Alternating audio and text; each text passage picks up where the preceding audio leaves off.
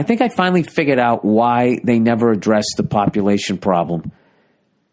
And it's basically because the upper 1% does not view it as a problem. They view it as an opportunity to make more money. You know what I mean? To hoard water and do all of that. I was watching this thing on the plane about cities of the future that they're making. I mean, it's apt, like the whole thing is total Big Brother. They're saying everybody is going to start migrating towards the cities. And you have like 8 zillion people living in the city. Who's going to live out in the country? You know, those fat cat rich people. And you know what eventually is going to come? It's going to happen that it's going to be illegal for a regular person to go out into the country. You're going to be shot on sight. It's insane. If they really wanted to be responsible, what they would be doing would be encouraging people to have less children. Let's level off at 7 billion people and let's try to dial it back. You know, dial it down. Everybody has one fucking kid. And then the people who don't have kids, or people who die, or people who can't have kids, or gay people, right? You know, it'll actually cut off more than a half. The way I look at it, right? With a generation could cut itself in half, and then the next generation cuts itself in half, and the next one cuts itself in half, right? And then after, you know, the older generations that had 3 or 4, they all die off. If you have like a string of 4 generations that all had one kid, you can go from 7 billion all the way down to 3.5 million. I think my math is correct on that. I don't fucking know. But they don't bring it up. They don't. They just fucking figuring out new ways to corral people, and we're going to be eating powdered food. It's fucking, it's terrible, man. I don't have anything fucking funny to say about it. Let's go to something funny. Let's talk about soccer. Speaking of billions of goddamn people, all right? Everybody in America doesn't give a fuck about soccer. You know what's funny? Because that FIFA, whatever the fuck they're called, the FIFA, the ruling governing body of World Cup soccer. I don't even know what they are. I'm American. I don't give a shit, right? I really don't. I've finally given up on that sport. I sat down. I tried to fucking watch it. It's so fucking boring. And the crying and laying. I know I've said it a zillion times. I can't, like, if I'm in England or something like that, if there's a Premier League game and I go there, I go to the game and I'm sucking down some beers. Then I could get into it. They're singing songs and shit. And I don't know, whatever. It's like you're in a pub with no seats, right? That's basically what's happening. Well, they are, but you never sit down in it. So anyways, they're in trouble. First of all, this is how big soccer is, by the way. Football. Let me have some respect here. Call it by its real name. Football. All right? For all the fellow Americans that listen to this shit, this is how big World Cup soccer is. They had some big championship match recently that wasn't the World Cup, or maybe it was the World Cup. Let's just say it was the World Cup. The worldwide viewership was 3.5 billion. It was like half the planet. They got a 50 share on the planet.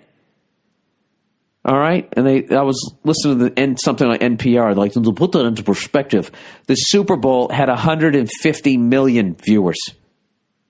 So if you're looking at it like a TV show, the Super Bowl would get canceled. It'd be an absolute fucking flop. So that's how big this sport is, and that's how big that fucking league is. So, surprise, surprise, there's a lot of people jockeying to get the championship game in their country. There's a lot of people jockeying to get the fucking TV rights. So there's a lot of payola.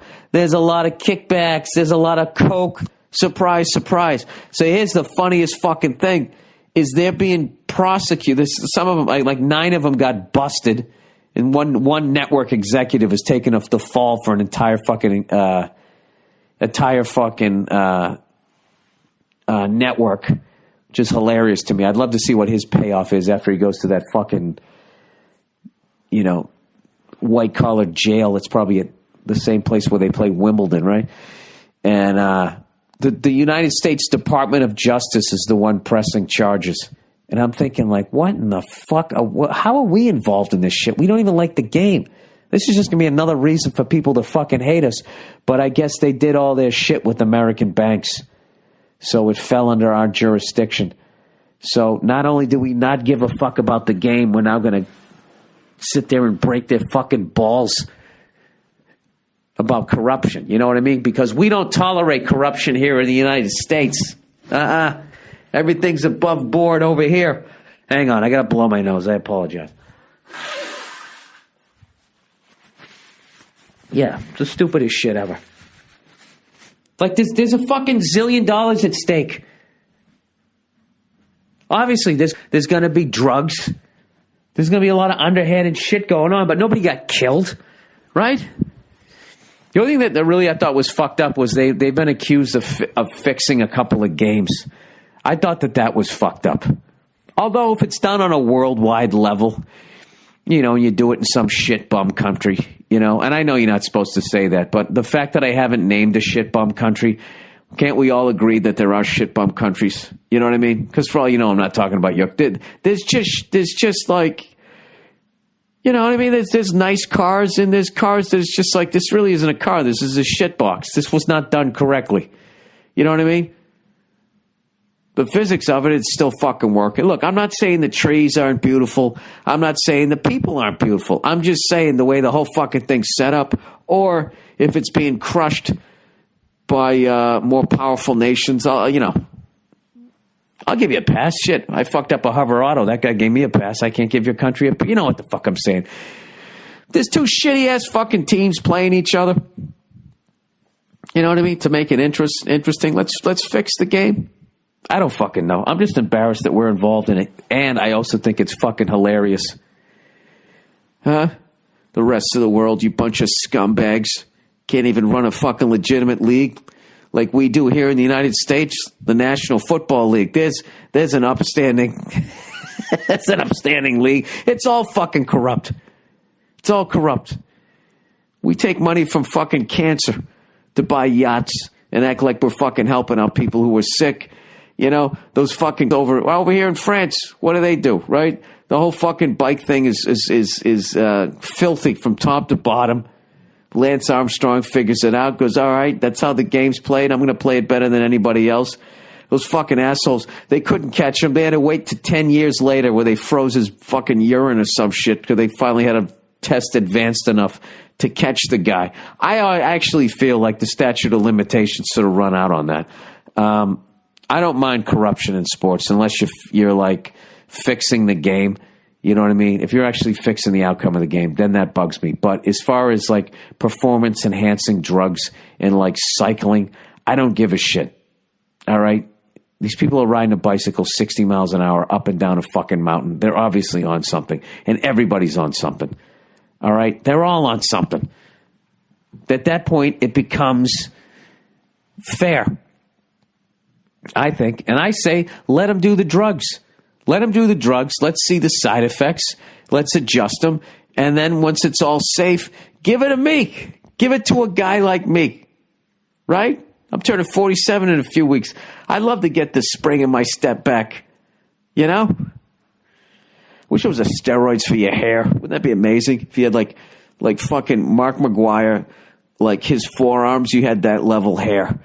Every once in a while, I'll see a guy like that, like my age with hair like that. It's just like, dude, you got no fucking idea how fucking lucky you are, you motherfucker.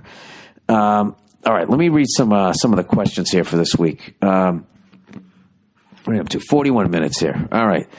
Sinatra comparison. Hey, Billy Big Leagues. This week on Billy Check Ride. Oh, Billy Big Day. I recall a few months back you mentioned Frank Sinatra at the end of his career.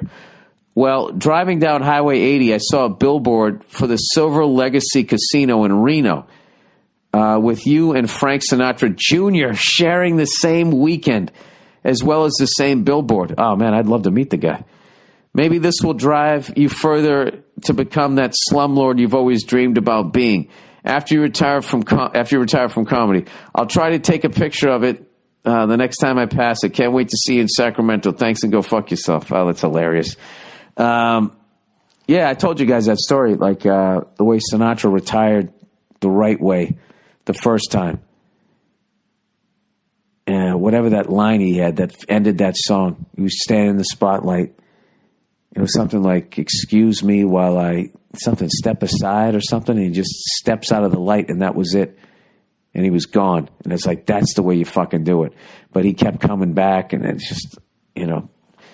And that was Sinatra. Sinatra had to make a comeback. So I understand how this business works. Like how quickly they forget about you and all that type of shit. So having said all that, I would love to meet Frank Sinatra Jr. Wonder if I can do that when I'm out there. Well, you know what? Actually, in Reno has one of my favorite stores in the country. It's Bazaar Guitar and Gun Shop. I told you about this. Same guy owns it. It's a strip mall. 2 stores. One side is this sick-ass place with all these guns. Every gun you've seen from every fucking Stallone movie back in the day. Awesome guns. And then the other one is guitars. And you walk in the guitar place, it looks like a normal place, but downstairs is where he has his real collection, this giant fucking safe. He has like the 3rd Fender guitar ever made. Just there was like millions and millions of dollars worth of vintage guitars downstairs. So I'm a big fan of Reno. I am a big fan of Reno. I actually like it better than Vegas. I don't know why. I'm just one of those fucking people. I like like those kinds of cities better. You know, the ones that are still trying. Instead of the ones that are like, yeah, we're the shit. Everything's a fuck over. Go fuck yourself. You know what I mean? It's hilarious to say. I like those kinds of things as I'm sitting here in Paris.